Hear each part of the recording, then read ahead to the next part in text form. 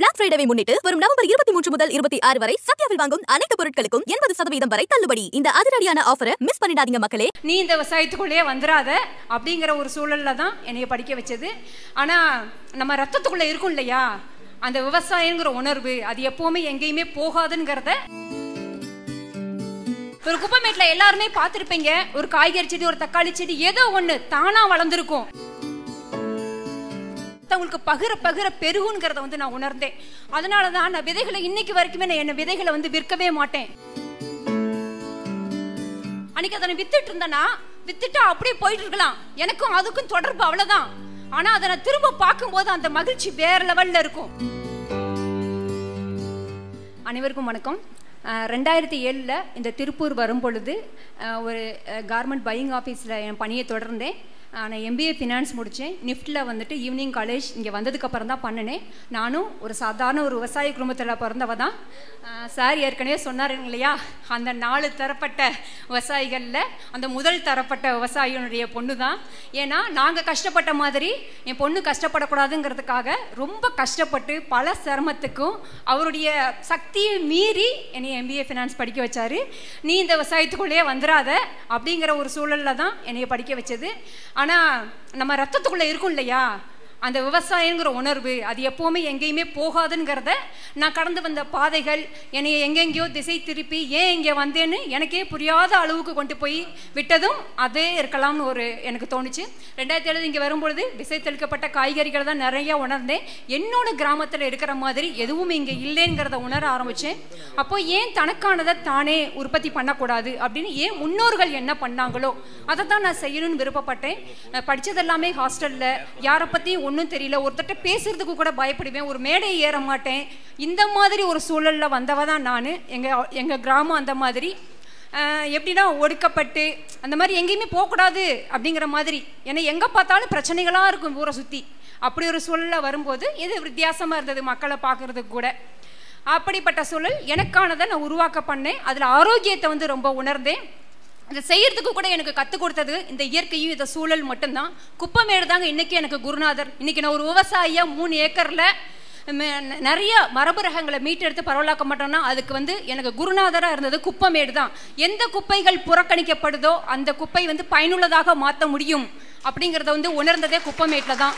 அந்த விவசாயமே அங்கே தான். ஒரு குப்பைமேட்டில் எல்லாருமே பார்த்துருப்பீங்க. ஒரு காய்கறி செடி, ஒரு தக்காளி செடி, ஏதோ ஒன்று தானாக வளர்ந்துருக்கும்.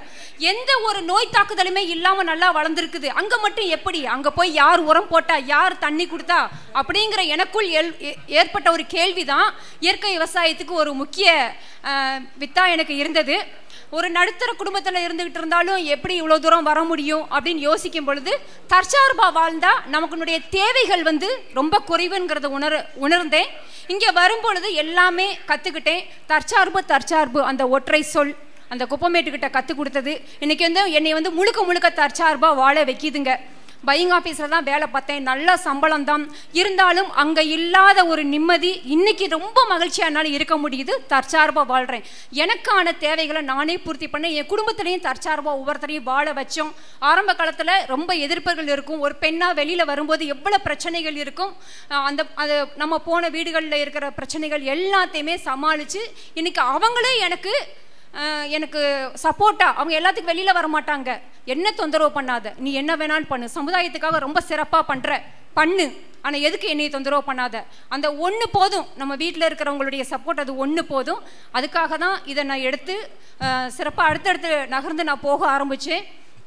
ஸோ ஒரே ஒரு விஷயந்தான் தெரிஞ்சுக்கிட்டது என்னன்னா, இயற்கை விவசாயம் அப்படின்னா முக்கியமாக அதுக்கு தேவை மரபு ரக விதைகள். மரபு ரக விதைகள் இல்லை அப்படின்னா இயற்கை விவசாயம் பண்ண முடியாதுங்கிறத ஆணித்தனமாக நான் உணர்ந்தேன். ஏன் உணர்ந்தேன்னா என் முன்னோர்கள் அப்படி தான் பண்ணாங்க. அது எப்போ மாறிச்சோ அது எல்லாமே தடைதன் போனதை உணர்ந்தேன். அப்போ மரபு ரக விதைகளை சேகரிக்கும் அப்படிங்கிறதுக்காக தற்சார்பாக வாழணுங்கிறதுக்காகவே நான் புல்லட் ஓட்ட கற்றுக்கிட்டேன். அதே மாதிரி ஏன்னா இங்கே போகணுங்க வாங்கன்னு யாரும் கூப்பிட முடியாது. ஸோ இருக்கிற அந்த பெரிய வெஹிக்கிளில் லாங் ட்ராவல் பண்ணணுங்கிற வழி இல்லை. ஸோ அப்படி விதைகளை ஊராக வந்து சேகரித்தேன். சனி ஞாயிறுகள் லீவு, பையிங் ஆஃபீஸில் இருந்தாலும் எங்களுக்கு லீவு கொடுப்பாங்க. அந்த நேரங்களில் முழுசும் இப்படித்தான் நான் பயன்படுத்தினேன். பயன்படுத்தும் பொழுது மக்களுக்கு தன்னகத்தை போயிடக்கூடாது, மற்றவங்களுக்கு பகிர பெருகுங்கிறத வந்து நான் உணர்ந்தேன். அதனால தான் நான் விதைகளை இன்னைக்கு வரைக்குமே நான் என்ன விதைகளை வந்து விற்கவே மாட்டேன். நான் எடுக்கிற விதைகள் தத்து கொடுக்க மட்டும்தான் படும். ஒவ்வொரு விவசாயிகளுக்கு மத்தியிலும் தத்து கொடுக்குற வேலையை தான் இன்ன வரைக்கும் செஞ்சுட்டு இருக்கிறேன். அதுக்காக ₹1 கூட எங்கேயுமே நான் வாங்கினது கிடையாது. இதுக்கு வந்து எனக்கு சென்டிமெண்டலாக நிறைய விஷயம் இருக்குது. அதே மாதிரி வாழ்வாதாரம் கருதி விற்பனை பண்ணுறதும் தப்பும் கிடையாது. விவசாயிகளை நான் வந்து என்ன சொல்லுவேன், என்கிட்ட வாங்குறீங்களா, உற்பத்தி பண்ணி விற்பனைக்கு கொண்டு வாங்கன்னு தான் நான் சொல்லுவேன். நான் செய்கிறேங்கிறதுக்காக எல்லாரும் அப்படியே செய்யணுங்கிறது வந்து கிடையாது. ஆனால் பிஸ்னஸ் எத்திக்கோடு இருக்கணும். இன்னைக்கு நிறைய பேர் பிஸ்னஸ் எத்திக் இல்லாமல் பண்ணிட்டு இருக்கிறாங்க. முளைக்கிற விதையை கொடுக்கணும், முளைக்காத விதையை முளைக்கும்னு சொல்லி கொடுக்கறது, மரபு விதைன்னு சொல்லிட்டு மரபு இல்லாத விதைகளை கொடுக்கறது, இந்த மாதிரி பிஸ்னஸ் எத்திக் இல்லாமல் தான் செய்யக்கூடாது. பிஸ்னஸ் எத்திக்கோடு கண்டிப்பாக விவசாயிகள் வந்து விற்பனைக்கு கொண்டுட்டு வரணும். ஒவ்வொரு விவசாயிகளுக்கும் கொடுத்துருக்கிறேன். சொல்லலாம், பொன்முத்தண்ணாவை வந்து ஒரு சந்தையில் தான் சந்தித்தேன் சில வருடங்களுக்கு முன்னாடி. சில வருடம்னா ஒரு 7-8 வருஷம் இருக்கும்.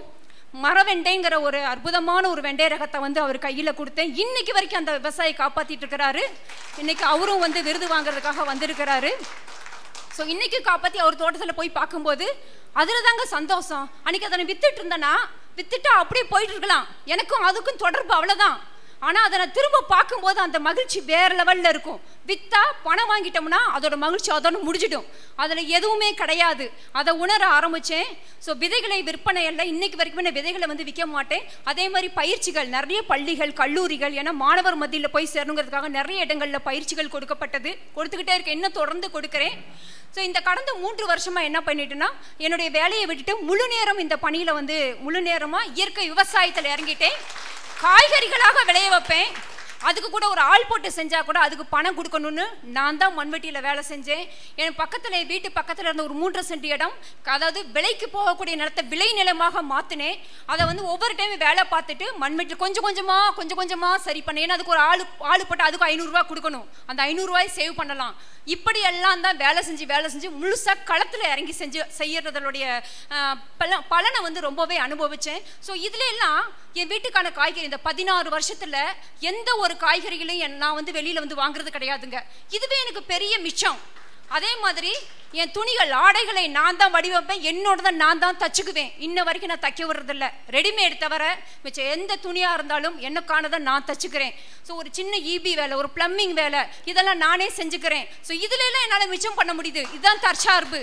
அப்போ அங்கே பணத்துக்கான செலவே எனக்கு கிடையாதுங்கிறத வந்து நான் உணர ஆரம்பித்தேன். அப்போ நான் வேலையை தூக்கி போட்டுட்டு முழு நேரமாக விவசாயத்துக்குன்னு வரும்பொழுது கூட எனக்கு அதை பற்றி கவலையே இல்லை. ஏன்னா என்னுடைய செலவு குறைவு.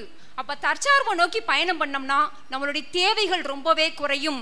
அப்போ இருக்கிறத வச்சு வாழ பழகணுங்கிறது தான் முக்கியம். இருக்கிறத வச்சு வாழ பழகிக்கிட்டேன். அங்கே என்ன இருக்கோ அதை வச்சுட்டு பழகிக்கிட்டேன்.